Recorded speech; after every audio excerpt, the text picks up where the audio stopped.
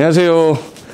자, 부동산 강의하는 고상철입니다. 자, 오늘 비대면 강의라 지금 아무도 안 계신데 제가 혼자서 떠들어야 되는 상황이라 간략하게 오늘은 2021년도 서울에 예를 들어서 이제 우리가 20년 말이기 때문에 아마 12월 말이 되거나 2021년 1월 초가 되면 올해 부동산 시장 전망, 뭐 세제 변경, 뭐 이런 내용도 되게 많이 나올 거예요. 근데 그 전에 일단 토지 관련된 지역 요즘에 규제 나온 거, 그리고 또 어제 바로 발표가 됐어요. 조정 대상 지역 발표가 돼가지고 그 부분에 대해서 설명을 또 오늘 좀 추가로 할게요. 제가 처음에 자료 만들 때에는 조정 대상 지역이 지정되지 않아 있었어요. 17일 날. 근데 추가로 지정이 되면서 하나가 이제 플러스 됐어. 그래서 요 네 가지 투기과열지구 조정 대상 지역이 도대체 뭐냐 맨날 뉴스에 나오는데, 투기과열지구 지정되면 뭐가 안 좋은 거야? 조정 대상 지역이 지정되면 뭐가 안 좋은 거야? 이거에 대해서 제대로 아시는 분들이 없어서 그 부분에 대해서도 제가 잠깐 설명 좀 드리겠습니다. 자, 일단 분양가 상한제란 말이 나오는데, 분양가 상한제란 말 되게 많이 들어보셨을 거예요. 그리고 투기과열지구도 많이 들어봤을 거고, 조정 대상 지역이란 말도 되게 많이 들어봤을 건데, 요 세 가지가 우리가 이제 아파트 관련돼서 제일 많이 나오는 말 중에 하나가 원래 투기과열지구였었다가 최근에 법이 개정되면서 조정 대상 지역이라는 것들을 좀 최근에 많이 나와요. 그다음에 분양가 상한제는 판교가 제일 처음에 지정됐었죠. 최근에 2006년인가? 그때 분양가에다가 상한을 걸었어. 이게 무슨 말이냐면, 원래는 이제 분양가는 택지 땅값에다가 건설하는 건축 비용을 추가하는 건데, 그걸 건설회사가 예를 들어서 평당 1,000만 원이야 이렇게 정해놓으면 그 1,000만 원이 이제 분양가가 되는 거예요. 근데 그걸 예전에는 건설회사가 이제 지정해서 딱 정했는데, 이제 원가 연동제라는 걸 도입하면서, 야, 분양가를 네가 책정하는 금액이 이게 뜬금없이 너무 비싼 거 아니야? 했더니 원가를 봤더니 일반 택지는 평당 500인데 공공택지 같은 경우는 공공사업으로 조성했기 때문에 되게 싸요. 그래서 평당 한 100만 원 정도 하는데, 평당 100만 원의 분양을 받고 여기는 500만 원에 샀는데 나중에 분양가가 똑같으면 말이 안 된다. 그래서 우리나라의 공공택지라는 건 공공사업으로 조성돼서 아파트가 건설되는 땅을 말하는데, 그 부지에다가 아파트를 지었으면 분양가도 똑같아야 되는 거 아니야, 좀 싸야 되는 거 아니야 했는데, 건설회사가 일반 아파트하고 똑같이 분양을 해버리니까 안 되겠다 해서 판교 택지개발지구에다가 분양가 상한제를 때렸었어요. 그래서 2006년에 분양가 상한제 딱 떨어지면서 이 분양가 상한제 적용되니까 기존의 아파트 평당 1,100만 원 정도 하는데 판교의 아파트는 한 600만 원에서 700만 원으로 줄었어요. 그럼 예를 들어서 700만 원이면 7321 30평형대면 7321 2억 1천에 분양하는 건데, 옆에 있는 아파트는 4억 5천에 했었어요. 그러면 이 아파트가 4억 5천인데 분양가 상한제를 받은 아파트는 2억 1천이에요. 그러면 벌써 2억 4천 정도 차이가 나는 거잖아요. 이제 정부는 이 아파트 가격을 줄이겠다 그래서 분양가 상한제를 판교에다 적용했더니, 그럼 이 금액이 싸면 이 아파트 가격이 떨어질 거다. 그럼 이 사람들의 수요자가 일로 넘어가니까 떨어질 거다라고 정부는 봤는데, 이상하게 우리 눈은 그렇게 안 보이고, 내가 이 판교 분양을 받으면 이 아파트 분당의 아파트가 4억 5천이니까 얘 2억 1천에 분양받으면 4억 5천까지 올라가겠지란 피가 보인 거예요. 프리미엄이 보인 거라. 그럼 2억 4천이 프리미엄이니까 청약 넣어야죠. 당첨되는 순간 2억 1천이니까, 2억 4천이니까. 그럼 그 주변에 있는 서울에 있는 사람, 경기도에 있는 사람 모두 다 그냥 다 청약을 넣으니까 이건 실질적인 수요자가 받아야 되는데 실질적인 수요자가 못 받고 투기꾼들이 들어와서 전부 다 청약통장 사갖고 들어와서 실수요가 아닌 자들이 받으니까, 그럼 그 사람들이 중간에 팔 거란 말이에요. 그럼 이제 당첨되고 나서 다음날 막 팔고 하니까 안 되겠다. 10년간 전매 금지 딱 묶어버렸어요. 그래서 분양가 상한제를 적용받게 되면 그 아파트 가격은 당연히 이제 다운이 돼서 프리미엄이 생길 건데, 얘는 일정 기간 전매를 금지하겠다. 근데 그때 당시는 되게 세게 때렸었어요. 그때 10년이니까 2006년이니까 거의 한 2015년도까지 판교에 있는 아파트는 전매가 안 됐었어요. 그러니까 상가 중개는 전매는 됐는데 아파트 중개가 안 됐는데, 그래서 그때 당시에 이제 판교 로또 하다가 중간에 사람들이 이거 전매금지 10년 너무 길다 해서 좀 빠졌죠. 빠졌다가 그때 당시 오피스텔로 많이 갔어요. 강남이나 건대 쪽에 무슨 오피스텔로 사람들이 전매 가능한 걸로 많이 넘어갔는데, 근데 끝까지 그때 판교에 들어왔던 사람들은 끝까지 이제 지금 현재 프리미엄이 한 10억 원 더 올라왔죠. 지금 12억, 13억대 넘어간 것도 아파트 많으니까. 그러니까 분양받아서 지금까지 갖고 있던 사람들은 한 10억 정도 이상의 프리미엄 가져간 거지. 예. 근데 이 분양가 상한제라는 게 어디 적용되는 거냐면 공공사업으로 조성된 택지니까 우리 이번에 3기 신도시가 지정됐는데 3기 신도시는 위치로 따지면 여기 이렇게 했어요. 서울이면 오른쪽에 남양주에 이게 우리 왕숙집을 하고 있고 여기 하남에 이제 여기 하남에 하남에 뭐죠? 교산지구 있죠. 그리고 여기 이쪽에 인천 쪽에 이제 대장지구 있고 고양에 창릉지구 있어요. 그럼 이 4개 중에 다 신도시니까 택지개발 사업으로 들어가기 때문에 다 전부 다 뭘 받냐면 분양가 상한제 받아요. 분양가 상한제 받는다는 얘기는 이 아파트 가격이 싼데 나중에 가격이 올라가면 인근 아파트 가격하고 똑같아질 거란 말이에요. 그럼 여기서 남양주는 노원하고 가깝고요. 남양주는 여기는 수색 있죠. 수색하고 가깝고 예, 인천은 뭐야? 강서구 가까워요. 근데 강남하고 가까운 데는 어디야? 하남 교산이에요. 그럼 이 4개 중에서 나중에 프리미엄이 올라갔을 때 제일 많이 올라가는 게 하남이겠지 당연히. 그러니까 이제 이번에 다 하남 노려라 하는 게 분양가 상한제에 맞았기 때문에 그래요. 분양가 상한제를 맞았지만 일정 기간 전매를 금지시키는데 그 전매 금지 기간 동안 또 이제 암암리에 전매할 수 있는 방법은 있어요. 근데 방법은 있는데 저는 불법은 싫어하기 때문에 그건 얘기는 못 하겠고 분양가 상한제 적용이 되는 지역의 아파트 청약은 노려야 되는 거죠 무조건. 내가 청약 통장이 있으면 기회가 되면 무조건 노리는 거야. 안 되면 뭐 분양권을 산다고 그러는데 현재 법에서는 분양권 전매 금지되어 있는데 그건 약간 법을 좀 약간 피해서 사는 사람도 있으니까 그렇게는 안 하시는 게 맞아요. 근데 이 분양가 상한제 전에 뭐가 먼저 있었냐면 투기과열지구 있었어요. 투기과열지구는 어떤 걸 규제하는 것 같아요? 이거? 이 투기과열지구라는 게 나오면 대부분의 제가 이제 강의를 하다가 사람들한테 물어봐요. 물어보면 투기과열지구 뭐야? 그러잖아요. 그럼 대부분 사람들이 뭐라고 하냐면 투기가 과열된 지역이래. 내가 그거 물어봤겠어 이거? 이 투기과열지구라는 거는 명확하게 그거예요. 딱 그거야. 땅에 대한 것도 아니고 토지에 대한 것도 아니고 이 아파트 분양권 규제입니다.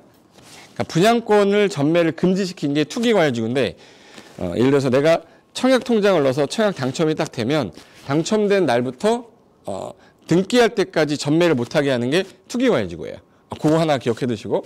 근데 이 투기과열지구가 현재 어디 지정되어 있냐면 서울시, 뭐 광명, 그리고 이제 뭐 대구 수성구도 있고 세종시도 있고 여러 군데 있죠. 근데 여기에 지정되면 무슨 규제가 나오냐면 일단 분양권 전매 금지도 있지만 재개발이나 재건축 같은 경우에는 조합원 지위 양도가 안 돼요. 예를 들어서 서울이 투기과열지구인데 내가 이제 재건축 조합원이다. 그러면 재건축 조합원이면 음마아파트 조합원이면 지위 양도가 안 되기 때문에 등기할 때까지 못 팔아요. 그럼 규제가 돼 있어서 매매가 안 되는 지역이지. 그리고 투기과열지구에서 내가 주택을 만약에 취득할 때에는 LTV가 주택담보대출이거든요. 옛날에 10억짜리 아파트 대출 받을 때에는 거의 70%까지 해줬어요. 70%라는 얘기는 10억이면 7억을 대출해줬기 때문에 3억으로 집을 살 수 있었는데 지금은 투기과열지구는 40%밖에 안 되기 때문에 40%면은 10억짜리 집 살려면 4억밖에 대출이 안 나와서 6억이 있어야 돼요. 그러면 투기과열지구가 아닌 지역, 여기가 만약에 투기과열지구다. 투기과열지구가 아닌 지역, 여기 지역은 내가 집을 살 때 여기도 10억이고 여기도 10억이면 여기 10억짜리는 3억만 있어도 사는데 여기 투기과열지구 아닌 지역은 근데 여기는 6억이 있어야 되잖아요. 그럼 만약에 주택을 투자를 한다거나 투기하려는 사람 입장에서는 투기과열지구는 이제 대출이 안 나오기 때문에 집을 누가 현금 주고 사. 그죠? 그러니까 어쩔 수 없이 투기과열지구가 아닌 지역으로 가니까 사람들이 한쪽으로 또 몰리면 또 이제 여기를 투기과열지구 또 묶어요. 또 여기를 몰리니까 또 딴 데로 가. 여기 투기과열지구 또 묶어. 그러다 보니까 서울시, 뭐 예를 들어서 대구 수성구, 세종시, 광명, 하남 뭐 이렇게 다 지정이 되는 건데 어저께 17일 날이죠. 어제 오늘 18일인가? 그러니까 어제 하루에 또 창원의 의창구가 투기과열지구 지정됐어요. 창원의 의창구에서 내가 이제 아파트를 취득하려면 대출이 옛날에는 70% 나오던 게 지금은 이제 40%밖에 안 나오기 때문에 이제는 집 사기가 쉽지 않다는 얘기지. 근데 이거 가지고 이제 또 문제가 생겼던 게 아니라 조정 대상 지역은 청약이 지금 현재 막 과열된 지역, 청약 경쟁률이 막 높은 지역이거나 청약 경쟁률이 좀 약간 좀 떨어지는 지역, 그런 지역을 대상으로 조정하기 위해서 만든 건데 원래 앞에 여기 이렇게 해서 청약 조정 대상 지역이에요. 청약이라는 단어가 원래 있어야 되는데 생략하는 거야. 조정 대상 지역 지정되면 뭐가 문제가 되냐? 이제 무주택자는 상관이 없는데 예를 들어서 옛날에 우리 집 살 때 이 아파트를 만약에 3억 주고 샀는데 2년이 지나고 나서 내가 1세대 1주택자예요. 그럼 이제 1년이 지나고 나서 2년이 지나고 나서 집을 팔 때 이게 6억이 된 거예요. 그럼 3억짜리가 6억 됐으면 양도 차익이 얼마지? 3억이죠. 3억에 대해서 세금을 안 냈어요. 1세대 1주택자는 무주택 비과세 받기 때문에. 근데 이 조정 대상 지역으로 묶이는 지역의 경우에는 2년 거주라는 게 있기 때문에 내가 전세를 끼고 집 못 사요, 여기는. 무슨 말이냐면 옛날에 여기 3억 주고 내가 이제 사놨어. 근데 3억 주고 샀는데 전세 끼고 어떻게 샀냐면 이렇게 샀 저도 그렇게 샀었어요. 요 3억짜리 집인데 전세가 2억 5천이면 5천만 원 주고 샀어요. 샀고 나중에 6억 되면 그때 당시에 1세대 1주택 비과세 요건 맞춰서 3억 정도 양도세 가져갔단 말이야. 근데 지금은 내가 전세 끼고 못 살아. 왜? 거주를 해야 되기 때문에. 조정 대상 지역에서는 2년 보유만 하는 게 아니라 2년 거주까지 해야 되기 때문에 전세 갭 투자는 절대 할 수가 없게 되는 거야.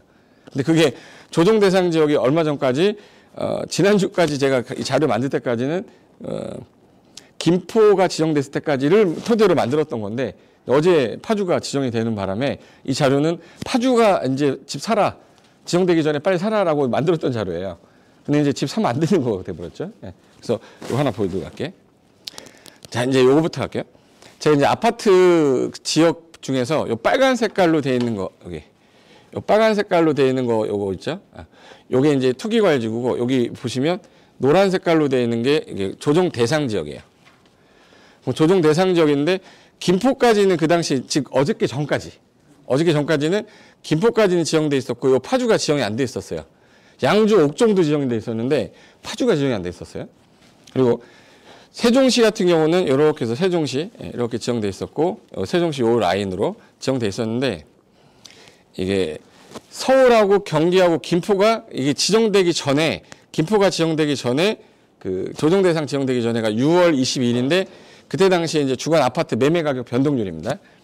파주하고 천안하고 아산인데 최근에 서울, 경기, 김포, 파주, 천안, 아산 중에서 그래도 서울 진입 제일 가까운 데가 당연히 어디냐면 김포예요. 파주는 일산을 거쳐서 들어와야 되기 때문에 고양시를 거쳐서 들어와야 되기 때문에 한 단계 거쳐야 돼. 그러다 보니까 김포 쪽으로 사람들이 많이 갔는데 자, 이거 보세요. 자, 여기 김포가 갑자기 왜 이게 집값이 막 올라갔냐? 자, 봐요. 3월 23일부터 얘 가격 상승률 그대로다가 갑자기 요 주황 색깔 진한 게 김포예요. 김포 그대로 오다가 요 6월 17일 날 이후에 훅 올라갔어요. 그럼 6월 17일 날이 뭐가 된 거냐면 조정 대상 지역을 그때 지정할 때 파주하고 김포만 빼고 지정한 거야. 파주하고 김포만 빼고 지정했는데 그 6월 17일 날 이후에 확 올라간 거야. 서울 사람들 다 읽어간 거죠. 보여줄게요. 여기 김현미 지금 현재 이제 바뀌었죠. 이제 바뀌었는데 변창훈 국토부 장관 바뀌는데 그때 당시에 김포하고 파주하고 규제 지역에 포함을 할 건지 말 건지 고민을 한 이유가 이게 6월 26일자 신문이거든요. 6월 17일 날인가 지정됐는데 그때까지도 멀쩡하게 가격이 이렇게 있다가 경기도권 지역에서 파주하고 김포만 빼고 조정 대상 지역 딱 묶으니까 그럼 잘 봐요. 제가 아까 조정 대상 지역 지정되면 대출 규제에 들어가고 뭐 규제가 들어가죠? 거주 2년 거주가 들어가야 돼. 그럼 내가 이제 갭 투자를 하는 사람 입장이면 내가 예전에 서울 옆에 강서구의 집을 내가 살려고 그랬는데 강서구는 대출이 안 나와요.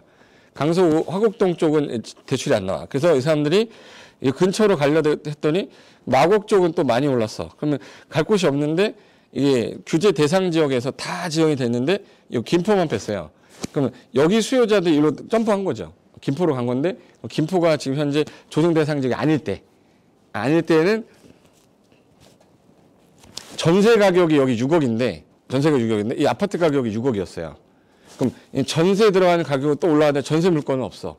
그럼 전세 못 들어가니까 에라 그냥 집 사자 해서 이제 김포로 갔는데 갔더니 또 6억짜리가 대출이 여기는 많이 나와요. 조정 대상 지역이 아니니까 대출도 많이 나오고 2년 거주할 필요도 없고 그러다 보니까 사람들이 하나씩 몰리다 보니까 가격이 좀 전에 5억짜리였는데 5억 2천에 거래됐어요. 다음날 보니까 5억 4천에 거래됐어. 그 다음날 가니까 5억 6천이야. 그러면 3일 만에 6천만 원이 올랐어요. 그럼 6천만 원이 올랐는데 한 번 거래가 되고 나면 사람들은 그게 실거래가가 되기 때문에 계속 사람들이 모였던 거야. 그래서 김포가 왜 갑자기 땅값이 올랐냐? 조정 대상 지역에서 제외됐기 때문에 대출이 잘 나왔고 그리고 조정 대상 지역 규제를 안 받기 때문에 사람들이 피해서 투자한 거죠. 그래서 이 당시에 6월 17일 대책에 김포, 파주만 뺐기 때문에 안 되겠다. 얘네들을 지금 지정해야 되냐 말아야 되냐 고민하고 있었는데 여기 6월 26일자 신문입니다. 그래서 여기 보시면 위치가 경기도권에서 전체 경기도권 내에서 요 양주까지도 지정이 됐는데 이렇게 해서 김포하고 파주만 지정이 안 됐다가 여기 서울 진입할 때 얘는 고향을 거쳐서 파주 가야 돼요. 그러니까 파주가 지리적으로 너무 멀다 보니까 서울 지역 바로 라인으로 가는 건 김포란 말이야. 그러니까 사람들이 상대적으로 김포가 더 가까우니까 일로 몰린 거지. 근데 이거를 좀 이따가 또 지정했어요. 요게 6월 17일 날 지정한 건데 날짜가 안 보이니까 내가 보여드릴게요. 네. 6월 17일자 자료인데 일단은 조정 대상 지역이 어디였냐 이게 그리고 투기과지 어디였냐인데 투기과지구는 서울은 전 지역, 경기도 과천, 뭐 광명, 하남, 성남, 분당 그리고 대구, 수성구, 세종 여기까지가 투기과외지구였는데 요 6월 17일 날 추가로 넣었던 게 여기 좀 진한 거 인천은 연수동, 연수구, 남동구, 서구 그리고 이제 수원 들어갔죠. 수원, 안양, 안산, 단원, 구리, 군포. 그럼 여기 지역에 진한 글자로 추가되는 얘네들은 투기과외지구로 들어가는 동시에 여기는 분양권 전매가 금지되는 지역이고 해당 지역에서는 LTV가 예를 들어서 9억 이하짜리는 내가 대출을 받는 데 있어서 40%로 줄어버리기 때문에 대출, 갭 투자를 못하는 지역이 돼버린 거죠. 근데 요 조정 대상 지역에서 요게 서울은 전 지역이 조정 대상 지역인데 과천, 광명, 성남, 고양 여기 고양까지 있다가 요 밑에 보시면 전 지역, 경기도 전 지역이 들어갔는데 그중에 김포, 파주, 연천, 동두천, 포천은 제외라고 돼 있어요. 근데 아파트 동두천 가서 사실 거예요? 아니잖아. 예. 그러니까 여기서 할 만한 거는 김포하고 파주밖에 없는데 아직까지 파주보다는 김포가 더 가깝거든. 그러니까 전부 다 몰린 거죠, 김포로. 그래서 여기 있다.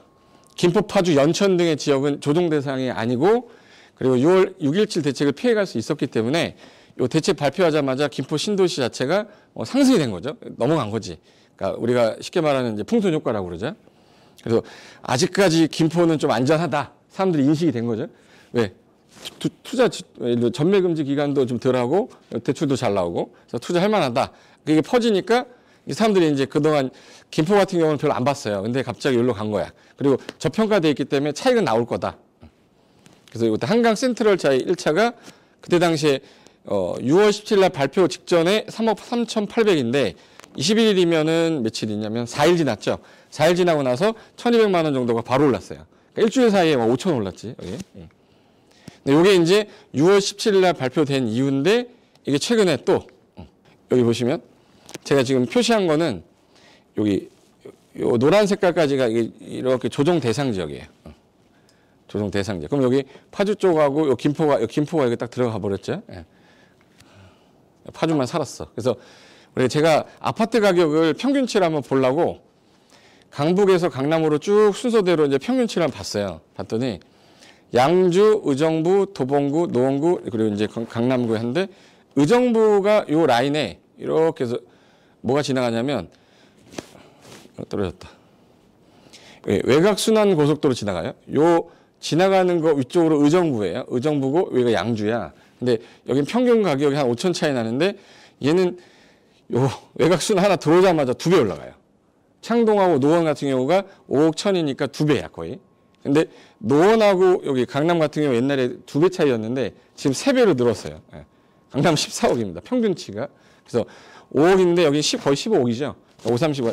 3배는 아닌데 2.7배라고 2.78배? 예, 이 정도 된대요. 예. 그러니까 일단 강을 하나 내려오냐 마냐인데 강 내려오기 전까지는 2배야. 근데 이 제2외곽 순환 고속도로 주변으로 이 외곽으로 봤을 때 노원하고 강북이 좀 저평가되어 있는 지역이었는데 여기도 많이 오른 거예요.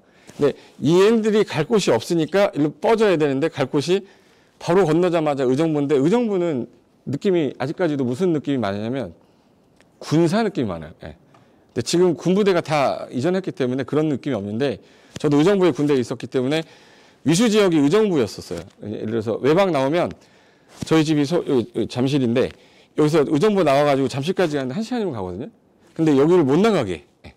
의정부 위수 지역 넘어가면 탈영병으로 꽂혀요.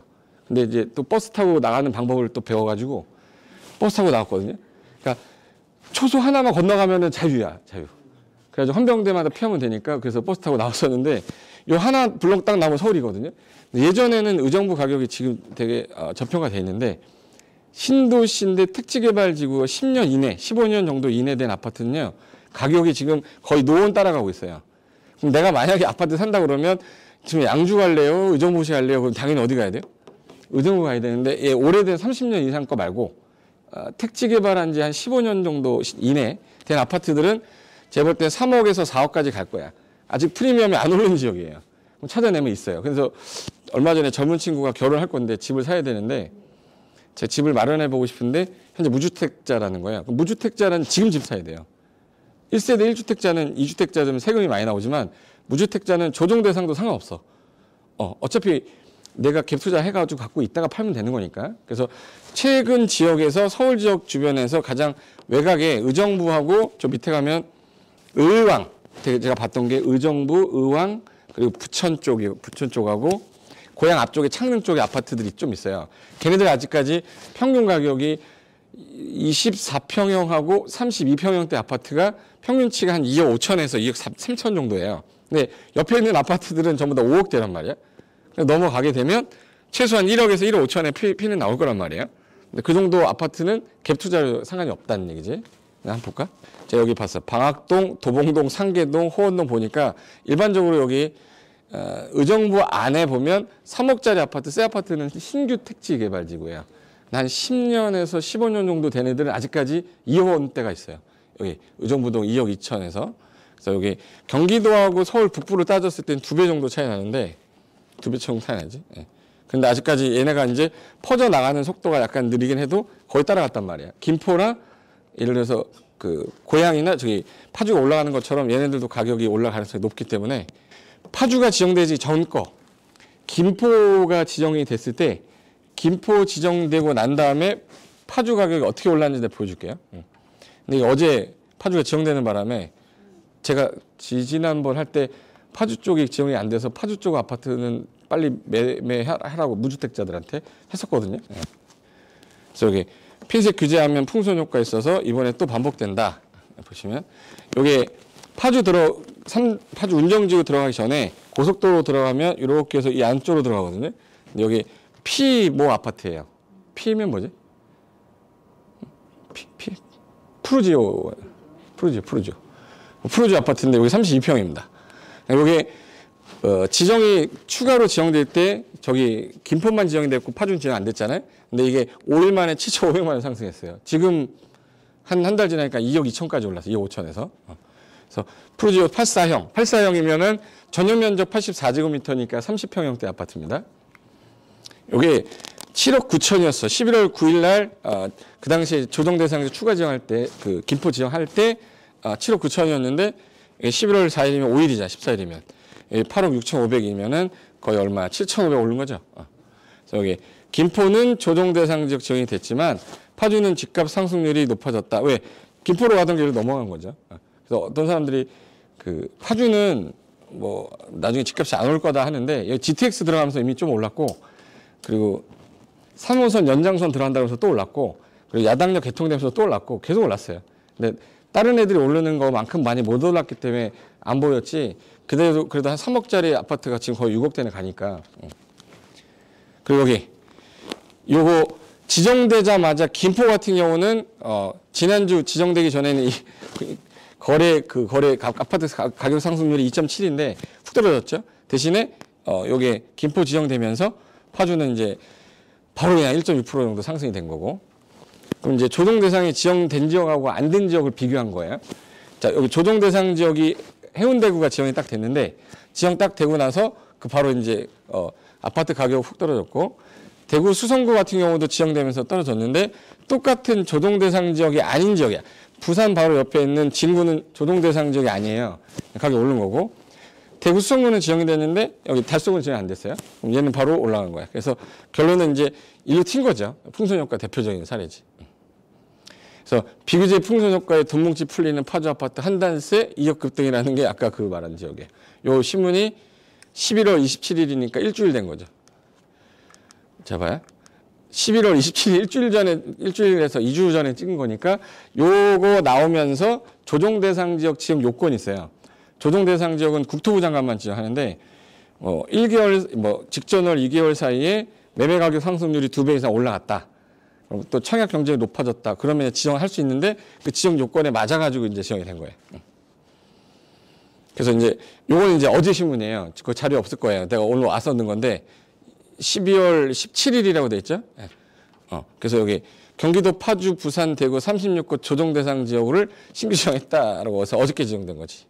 여기 보시면 여기 있다. 창원, 창원 의창구는 조정 대상 지역보다 규제 강도가 센 투기과열지구로 지정됐다. 그럼 뭐, 규제 강도가 뭐가 센 거냐? 투기과열지구는 대출이 아까 전에 40% 줄어버리는데 조정 대상 지역은 대출이 9억 이하는 50%예요. 예를 들어서 9억짜리면 4억 5천이 대출이 나오는데 투기과열지구는 40%니까 3억 6천이 나오는 거지. 규제가 좀 더 센 게 투기과열지구입니다. 그래서 이제 이들 규제 지역 중심으로 수도권 중심으로 지역이 지정되면서 갈 곳 잃은 투자 수요가 최근 몰려들어 풍선 효과로 집값이 뛰고 있는 분양 시장은 과열되고 있다. 그래서 이제 이 갈 데가 없는 돈들이 이제 어디로 가냐? 지방 가야 돼요. 지방 가니까 지방 가는 거 다 묶어버린 거야. 울산은 이미 지정될 거라고 예정하고 있었고 파주도 마찬가지고. 근데 불똥 튄 게 이제 부산이에요. 부산 이제 좀 살만하니까 이제 다 묶어버렸습니다. 그래서 어저께 부산은 9곳 엄청 많이 묶어버렸어요. 그리고 광주는 많이 오르지도 않았는데 5곳 묶어버렸고 다 죽여버린 거죠. 울산은 이미 지정하기로 약속이 돼 있었던 지역이었고 파주 천안도 묶어버렸죠. 창원은 이제 더 센 의창구는 투기과열지구 묶어버렸고 그러니까 전체 다 조정 대상 지역 확장이었는데 창원의 의창구는 너무 가격 상승률이 높아서 투기과열지구로 더 세게 묶어버린 겁니다. 그럼 이제 얘 규제하는 게 뭐가 다른 거냐? 조정 대상 지역하고 투기과열지구에서 다른 거. 자, 일단 LTV가 얘는 9억 이하는 아까 제가 40%를 했잖아요. 근데 얘는 9억 이하짜리 50%라 이 투기과열지구 조금 더 대출이 좀 규제가 좀 더 세고 그리고 조정 대상 지역에서는 여기 실거주 목적일 때는 2년 요건을 충족해야지만 된다고 되어 있는 게 조정 대상 지역에서는 갭 투자를 하려면 안 돼요. 전세 끼고 살 수가 없어. 내가 들어 살아야 되기 때문에. 그리고 여기 다주택자 양도세 중과 같은 경우는 조정 대상 지역이 있기 때문에 세무 관련돼서 세금을 좀 많이 규제를 많이 받는 게 조정 대상 지역이다 보시면 돼요. 그리고 내가 어떤 분한테 물어봤는데 대출이라는 거는 집을 사는 수단이 되어버린 이유가 아파트 가격이 너무 올라버리니까 웬만하면 서울 지역의 아파트가 15억, 뭐 12억인데 현금 갖고 있는 사람이 없잖아요. 내가 저번에 강의할 때였는데 제가 이제 레버리지 효과를 설명하고 있는데 그 수강생분 중에 한 분이 제가 옛날에 대출 받을 때 어느 정도 대출 받았냐면 그때 신한은행 PB센터 강의를 했는데 그 PB센터 그 센터장님하고 친해져서 그분한테 제 대출이 좀 필요한데 얘기했더니 대출을 90%까지 빼줬어요. 그러니까 그때 아파트 8억짜리인데 거의 뭐 한 1억도 안 주고 샀어요. 안 주고 샀던 이유가 그러니까 집값이 올라갈 것 같으니까. 그래서 이제 샀는데 그 얘기를 하면서 그 수강생들한테 집을 대출 없이도 혹시 자기 집에 대출 없으신 분 있으세요? 손 흔들려고 그랬더니 한 분이 어깨를 이렇게 들더라고. 이렇게 딱 이렇게 좀 뭐라 그러지? 건방진 몸으로 이렇게 나한테 저는 현금밖에 안 씁니다. 이러시면서 테라펀딩 강의할 때였다. 그때 이제 건축주 강의할 때였거든요. 근데 어디서 사세요? 했더니 저기 잠실에 레이크빌? 레이크 뭐였는데? 레이크 팰리스인가? 거기 호수공원 앞에 거기 있는 아파트래요. 그래서 몇 평형대냐니까 30평형대래요. 그러면 거의 아마 제가 알기로 15억 정도 이상이 나가거든요. 15억에 17억? 그러면 만약에 17억인데 대출을 안 끼고 거기서 사고 있으면 어떤 모습이 나오냐면 이 아파트 중에 요걸 내가 한 채를 갖고 있는데 17억을 현금으로 묶고 있어요. 그러면 17억을 가지고 내가 대출을 많이 빼면 그 당시에는 우리 뭐 대출 만약에 80% 나왔다. 그럼 80%면 얼마 정도 나오는 거죠? 대출이? 17억에 80%면 87에 17억을 하지 말고 15억을 할게요. 8, 5, 35, 12억. 그럼 12억 정도가 대출이 나오는데 12억의 대출을 했을 때 이자가 연이자가 4% 정도 나와요. 그럼 4,800만 원이잖아요. 1년에 4,800만 원을 내면 되는데 4,800만 원인데 월이자로 나누면은 얼마? 400만 원인가? 400만 원이죠. 400만 원을 이자를 내면 돼. 근데 12억 정도면 그 당시에 한참 막 그 유행하던 게 도시형생활주택이었어요. 도시형생활주택이 7천에서 8천인데 그럼 12억이면은 12개를 사고도 15개를 사. 근데 그게 만약에 보증금 만약에 뭐 1000에 뭐 80 받았다. 그럼 10개만 받아도 800이거든요. 여기만 잡아도 나머지 취등록세 내는 걸로 한다 그러면 그러면 800이면은 800만 원에서 이자 400만 원 떼도 400만 원이 남는 거잖아. 그럼 이 아파트에 내가 지금 누워 있는데 17억을 깔고 앉아 있으면서 400만 원을 매달 쓰고 있는 거예요. 그 돈 가지고 딴 거 뭔가를 해야 되는데 수익형에다 투자해야 되는데 그렇게 하면 안 된다라는 걸 얘기를 해주려고 그랬는데 기분이 되게 나빠하실까 봐. 이렇게 하는 게 좋은데 위험부담이 너무 크다 이렇게 얘기는 했죠. 이렇게 하려면 또 머리를 써야 되고 취등록세 써야 되고 근데 부자는 아무나 되는 게 아닌 것 같다. 이렇게 하고 있으니까 400만 원의 이자를 내고도 400 정도에서 500 정도가 나오면 저는 해야 된다고 생각하기 때문에 부동산 관련된 일을 하는 거지 그냥 아무 생각 없이 그냥 깔고 있으면 그냥 돈만 나가는 거잖아요.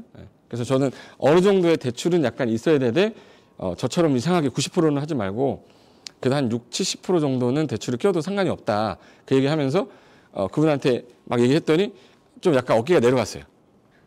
자기가 그 뭐라고 하지? 잘못하고 있었다는 거에 대해서. 그래서 다음날 전화가 왔는데 대출 제가 얼마까지 받을 수 있냐고 물어보더라고. 그래서 대출 아마 제가 볼 때는 7, 80으로 나옵니다. 했더니 그분이 하는 말이 뭐 사면 좋겠네요. 그걸 내가 그걸 어떻게 해줘? 내가 뭐 컨설팅료를 받고 하는 것도 아니고 그래서 알아서 사셔야죠. 그건 했더니 그 자기도 그거 좀 알아보고 오겠다는 거야. 그러니까 한 사람 인생 사고방식 바꿔버렸어요. 그러니까 집이라는 거는 거주도 있었어요. 옛날에는 거주도 있었지만 지금 그 수단이 거주하면서 그 집을 가지고 자본이득도 나눌 수 있지만 그거 가지고 활용해가지고 대출 가지고 그 받은 돈 가지고 또 수익형 부동산에 투자할 수 있기 때문에 좋은 집 한 채 가지고는 내가 직장을 안 다니면서도 먹고 살 수 있는 방법은 마련할 수 있는 게 부동산이 돼버렸단 말이에요. 근데 그분은 이제 뭐 카드 뭐 이런 거 안 쓴다고 하니까 뭐 제가 볼 때는 은행과의 관계를 좀 좋게 하시면 많이는 아셔도 한 50% 정도는 쓰셔도 좋다. 그 얘기를 했었는데 이런 규제가 심해버리면 못 하잖아 이제. 이런 규제가 생기면 부동산 관련된 뭔가를 더 하고 싶어도 못 하는 거기라 이거 묶어버린 거예요 지금 현재. 근데 조정 대상 지역이 아닌 지역은 이런 게 이게 50%가 아니라 70%, 80%니까 그럼 집이 없는 사람, 자금이 좀 적은 사람 입장에서는 오히려 찬스인 거죠. 조정 대상 아닌 비규제 지역이. 그러니까 다 몰려드니까 가격 또 올라가는 거지.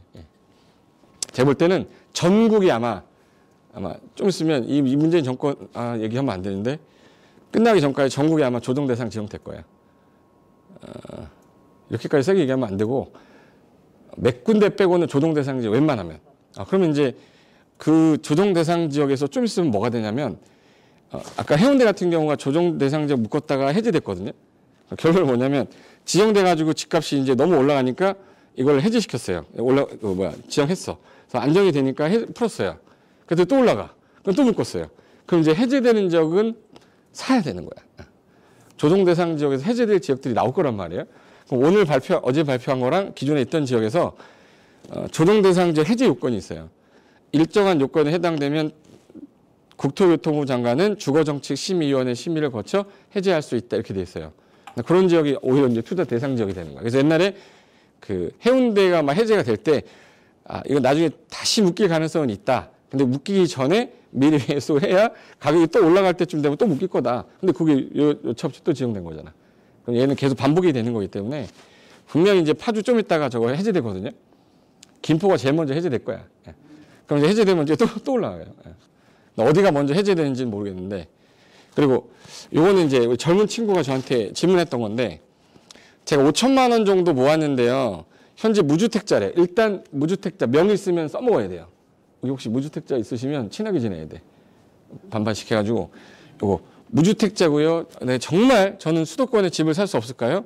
37세 남자인데 현재 방송 일을 하고 있고 집을 마련하고 싶습니다. 이 친구가 누구냐면 저희 회사에 이제 아나운서 하는 친구인데 그 친구가 결혼을 하고 싶은데 집을 마련하고 싶은 거야. 근데 어떻게 하면 내가 마련할 수 있냐 했는데 얼마래 지금? 5천만 원 갖고 어디서 집을 사? 못 사죠. 속초 가야지 뭐 어떻게. 근데 이 5천만 원 갖고 못 사는데 내가 땅 사라 차라리. 올라가는 비율이 오히려 5천만 원이면 토지를 사서 올라가는 속도 더 빠르다. 근데 자기는 무조건 집을 한번 사보고 싶다는 거야. 등기부등본에 내 이름 올려보고 싶다는 거야. 그래서 내가 몇 군데 찾아주려고 아까 하다가 의정부를 본 건데 경기도권을 일단 봐야 돼요. 왜? 서울로 진입을 해야 되기 때문에.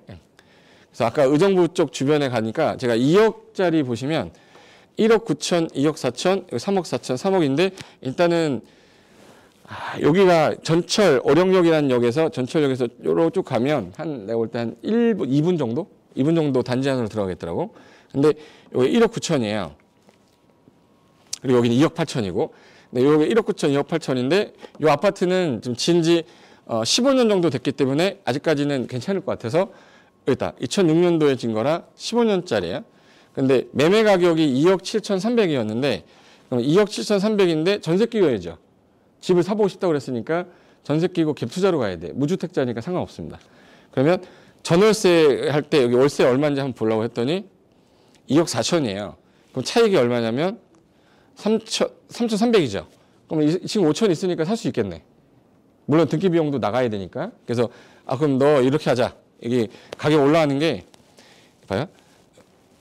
매매 가격으로 볼게. 2억 4천에 분양을 했었던 건데 올라갔다 내렸다 올라갔다 내렸다 올라갔다 내렸다 하면서 조금씩 올라가서 2억 8천 정도까지 간 거예요. 그게 지금 현재 2년 사이에 있는 일인데 이게 지금 의정부인데 노원에서 갈 곳이 없어 넘어가고 있는 와중이야. 의정부가 지금 현재 좀 많이 거의 서울이야 이제. 근데 얘가 올라가면 보통 2억 4천이면 2배까지는 가거든요. 분양가가 2억 4천이면 2배면 5억까지는 가는 거잖아. 그럼 2억 8천 주고 사서 2년만 좀 일단 갖고 있자. 어차피 넌 집 사는 게 목적이니까. 그래서 계산해 보니까 3,300. 그럼 취득세하고 중개보수 줘야 될 거 아니에요? 그거 가능한지 일단 혹시 어플 같은 거 다 있으시죠? 부동산 계산기라는 어플이 있거든요. 부동산 계산기 어플 넣으면 여기 이제 취득세 얼마인지 계산하는 거 있어요. 그래서 얘가 이제 집을 마련하기 위해서 농지냐 비농지냐 그래서 취득세 누르면 비농지 주택 8호 이하짜리 조정 대상 지역 1주택 그리고 이제 계산하기 위해서 2억 7,300이었으니까 매매 가격이 계산하면 취득세가 얼마 나왔냐 그러면 여기 396만 원 나와요. 일반적으로. 그리고 이제 중개보수도 보니까 100만 원 정도 나와. 그럼 이거 두 개 더하면은 총 나오는 금액이 3,300에 396, 110하면 3,806만 원이잖아요. 그럼 5천만 원 있다고 그랬으니까 저 정도는 내가 해주겠다. 그래서 내가 전화해가지고 저 매수 시켜줬거든요.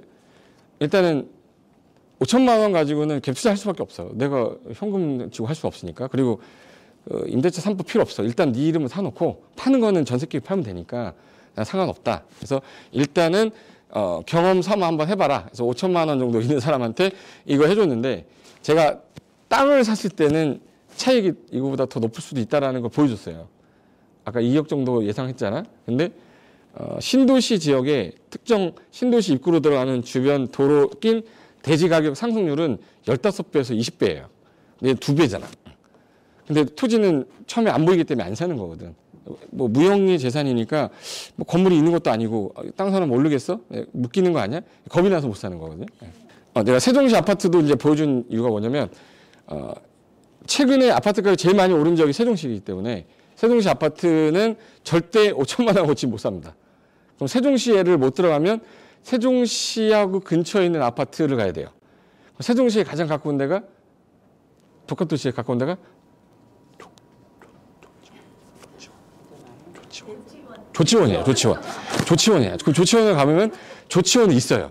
뒤져보면 있어. 볼래? 여기 태평동 얘네 얼마나 올랐는지 보여줄게. 내가 옛날에 세종시 아파트 미분양 됐을 때 전 그때 아파트에 꽂히지 않고 이제 이제 개발하는 거, 토지 개발하는 거에 꽂혀 있어가지고 이제 별로 안 샀는데 내가 만약에 그때 당시 계속 재개발 재건축 분양권을 했었으면 무조건 샀을 곳이 세종시인데 미분양 났었거든요. 전 아파트는 무조건 미분양일 때 사야 되는 거거든. 신도시 개발됐는데 미분양 때 안 들어가면 이 차익이 많이 안 나요.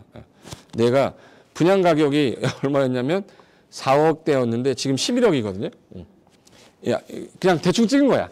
코갱 논어에서 아무 데나 딱 찍은 거예요. 어딜 찍어도 다 이래요. 그러니까 11억 9천이 평균 가격인데 39평인데 얘가 지금 최근에 14억까지 거래가 내놓은 거예요. 호가가. 이게 4억 5천인가 거래된 거예요. 미분양 됐던 거야. 4억 5천에. 근데 지금 만약 4억인데 14억이면 3배 오른 거잖아. 세종시 관심 없었죠. 한번 볼까? 여기 보시면 2016년에 그때 분양했으니까 2016년에 분양할 때 당시가 4억 정도 때였는데 지금 14억까지 간 거니까 10억 오른 거죠. 10억. 세종시 아무 데나 찍어보세요. 이게 불과 4년 사이 일어난 거고 여기는 이제 건너편에 다정동 제가 찍어봤더니 여기는 이제 매매 가격 33평형대로 좀 줄였어요. 여기 11억 5천에 매물 나왔는데 얘가 이제 3억 8천인가에 분양됐었어요. 근데 11억 5천입니다. 그래서 3억에 분양했는데 2018년 입주할 때 5억이었는데 2020년에 11억 거래된 거야. 이제 못 산다고 이제 아까 그 5천만 원 갖고 못 사요. 요거 1세대 만약 1주택자는 더 이상 매입하기가 좀 힘들면 근데 무주택자라면은 조정 대상 지역이 아닌 지역일 때는 어떻게 할 거냐? 자, 조정 대상 지역이 아닌 지역을 찾아라 그랬더니 세종시는 조정 대상 지역인데 위로 올라가면 아닌 지역이 있어요. 그게 조치원이에요. 예. 여기가 이제 세종시거든요. 예. 이렇게 해가지고. 네, 요 위쪽으로 가면 여기가 이제 조치원 쪽인데 거기 아파트 단지를 제가 봤어요. 요 아파트 단지 보시면 조치원 읍 보면 2억 1천, 3억 9천 막 이렇게 있어. 요쪽이 요 노란 색깔이 조정 대상 지역이잖아요. 여기 조치원 읍이라 보이죠? 조정 대상 지역 아니죠. 예. 그래서 이제 걔네 확대 한번 해본 거예요. 요 지역입니다. 예. 경부고속도 교부선이고 그리고 이제 얘는 22년 차 아파트니까 딱 20년 됐어요. 앞으로 재건축하려면 한 20년 남았으니까 전세 끼고 갖고 있으면 되는데 자, 매매가 1억 8,500인데 전월세 가격 한번 볼게요. 매매 1억 8, 전월세가 1억 4천이야. 그럼 이제 4천 정도 있으면 되는 거죠. 그러니까 걔 5천만 원 있으니까 이거 사도 된다는 얘기지. 2년 거주 안 해도 되잖아요. 얘는. 아까 조정 대상 지역은 2년 거주인데 2년 거주 안 해도 되는데 무주택자잖아요. 그러니까 상관없어. 그래서 요 아파트 단지가 그나마 여기서는 또 큰 편이라서 수요자는 되게 많은 지역이라고 확인했고. 그래서 여기 보시면 여기가 그 지하철에서 가까운 맨 앞단지였는데 거기는 1억 4천, 1억 4,250.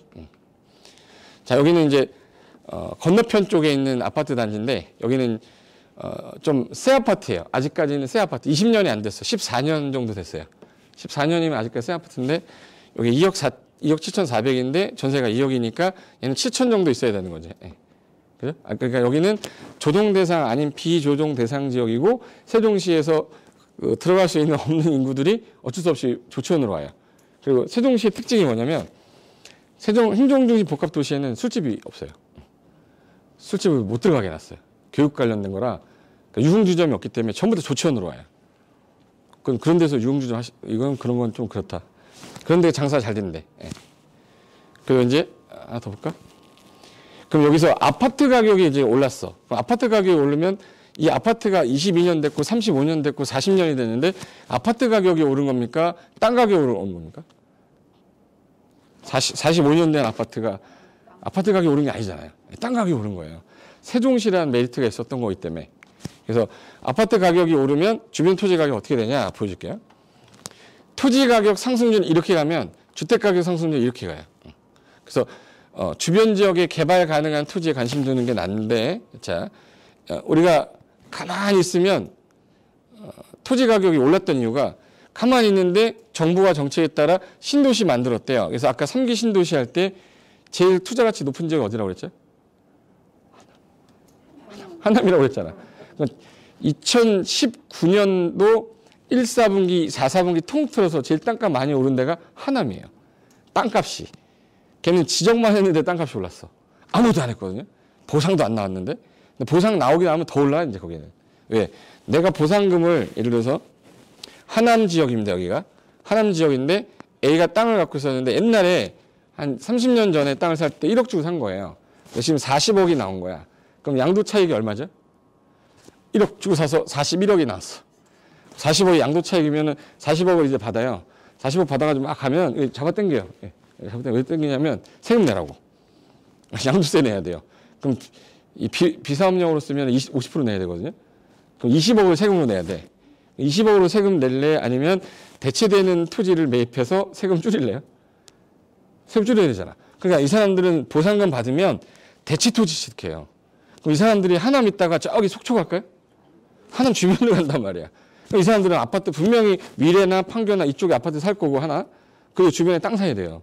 그럼 땅 사는 사람들이 많아진다는 얘기는 수요가 많아지는 거야.